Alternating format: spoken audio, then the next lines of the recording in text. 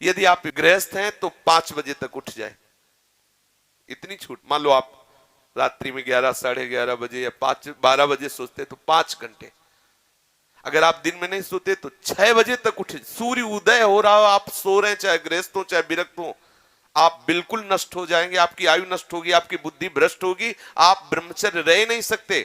कह देते ब्रह्मचर्य की क्या जरूरत, क्या आप सच्ची मानिए। आप 2 महीने ब्रह्मचर्य, अगर गृहस्थ है 2 महीने ब्रह्मचर्य रहिए, 2 महीने केवल, और फिर आप देखिए आपको कैसा लगता है। और उस ब्रह्मचर्य से युक्त होकर फिर संतान उत्पन्न क्रिया की, आप देखिए वो संतान कैसी तेजस्वी होगी, आप उसको समझिए। आप जिसे बिल्कुल साधारण बात समझ रहे हैं, आप समझ रहे हैं आपको छूट मिल गई विषय भोगों के लिए, नहीं, सावधान। कुछ दिनों बाद आप ऐसे ऐसे रोगों से ग्रसित हो जाएंगे कि आप चलने लायक नहीं होंगे, आप खुद देख लीजिएगा। कुछ दिन बाद ऐसी आपकी इंद्रियां हो जाएंगी कि साधारण बातों में आप ब्रह्मचर्य रहित हो जाएंगे, सोच में ब्रह्मचर्य रहित हो जाएंगे, साधारण घर्षण में आप ब्रह्मचर्य रहित हो जाएंगे। ऐसी स्थितियां आती हैं जिनमें मतलब कितनी दुर्दशा हो जाए, चाहे वो स्त्री शरीर हो चाहे पुरुष शरीर। ऐसा नहीं कि केवल ब्रह्मचर्य पुरुष शरीर के लिए, दोनों के लिए ब्रह्मचर्य है। अगर आप गलतियों से युक्त हो जाएंगे तो स्त्रियों में ऐसे रोग हो जाते हैं जिनके कारण उनको चलना फिरना मुश्किल हो जाता है, उनके शरीर की पूरी स्थिति बिगड़ जाती है। ब्रह्मचर्य दोनों के लिए आवश्यक है। कुछ लोग प्रश्न करते हैं कि गृहस्थ आश्रम में ब्रह्मचर्य का अस्तित्व नहीं। आप देख लो, अगर 1-2 साल में आंखों में कम ना दिखाई देने लगे तो बताना। अगर घुटने दर्द करें, कमर दर्द करे, चलने पर आपको चक्कर आने लगे, देखना, खुद देखना। एक शरीर है, उसकी एक नियत क्षमता है, आप उसके अनुसार चल। गृहस्थ का मतलब ऐसा थोड़ी कि तुम्हारे लाइसेंस मिल गया भोगों का कि तुम मनमानी गंदे आचरण करो और तुम स्वस्थ। शरीर है तुम्हारा, कोई सोने चांदी का थोड़ी बना है। सोने चांदी का भी घिसोगे तो पतला जाएगा, वहां नष्ट हो जाएगा। भाई किसी भी चीज को, इसका एक संयम है। देखो, हमने पढ़ा है, शास्त्रों में भी पढ़ा है, जब भगवान गरुण जी की उत्पत्ति करने का संकल्प हुआ ना कश्यप जी को, तो 10,000 वर्ष तक ब्रह्मचर्य रहे। और फिर जब माता विंता के गर्भ में आधान किया तो अरुण और गरुण जैसे महापुरुष पैदा हुए।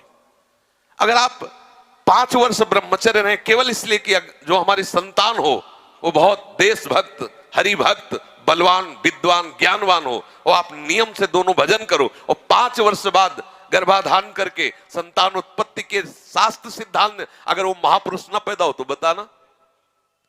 अब ये खान पान ठीक नहीं, आचरण ठीक नहीं, पवित्र नहीं हो, एक किसान भी खेती को सुरक्षित और तैयार करता है तो उसमें अच्छी फसल होती। तुमने ब्रह्मचर्य को जाना ही नहीं, इधर उधर से हर तरह से भ्रष्ट आचरण, अब वो संतान कैसे हुई।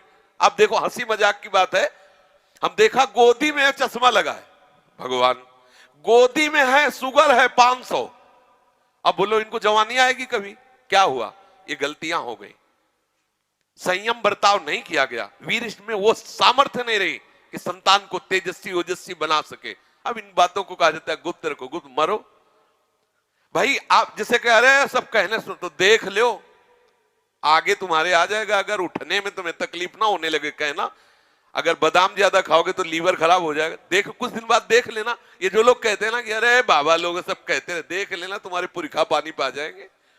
तुम तो हमारी आत्मा हो, इसलिए हम तुम्हें प्यार से समझाते हैं। जैसे हम कहते हैं तुम ब्रह्मचर्य रहो, हस्त मैथुन मत करो, गंदे आचरण मत करो, व्यभिचार मत करो। ये ब्याह की जो एक प्रक्रिया है आपको एक सीमित बांधने के लिए है कि आप भ्रष्ट आचरण न करें, आप धर्म से युक्त होकर भगवत मार्ग में चलें, आराधना करते हुए एक आराधक की तरह एक संयमित जीवन व्यतीत करें। लेकिन वो माना जाता है कि बाबा लोग हैं।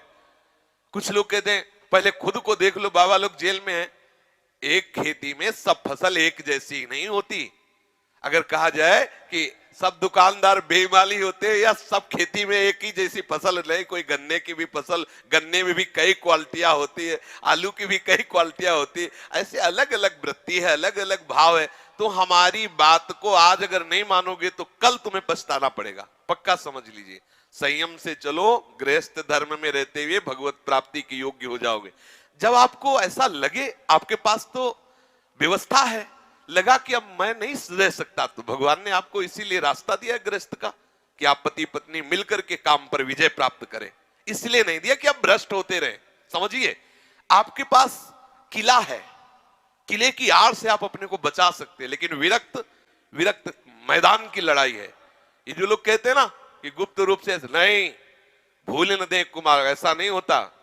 तुम भ्रष्ट आचरण वाले हो, तुम्हारे पास चश्मा ही नहीं जिसे जानते हो कि कैसे विरक्त रहते हैं, रात दिन जलते हुए सच्चिदानंद तत्व में स्थित रहते। तुम्हें क्या पता, तुम्हें लगता है बाबा लोग हराम की खाते मौज मस्ती से रहते, हमको उपदेश करते हैं। अगर हमारी तरह तुम बैठ जाओगे ना, जैसे हम तुम्हें कह दें कि ऐसे रहो, तुम्हारे होश उड़ जाएंगे। ऐसे तुम खिलवाड़ समझते हो क्या? मनीराम को पकड़ के ठीक प्रभु के चरणारविंद में लगाए रहना, तुम इसे खेल समझते हो क्या?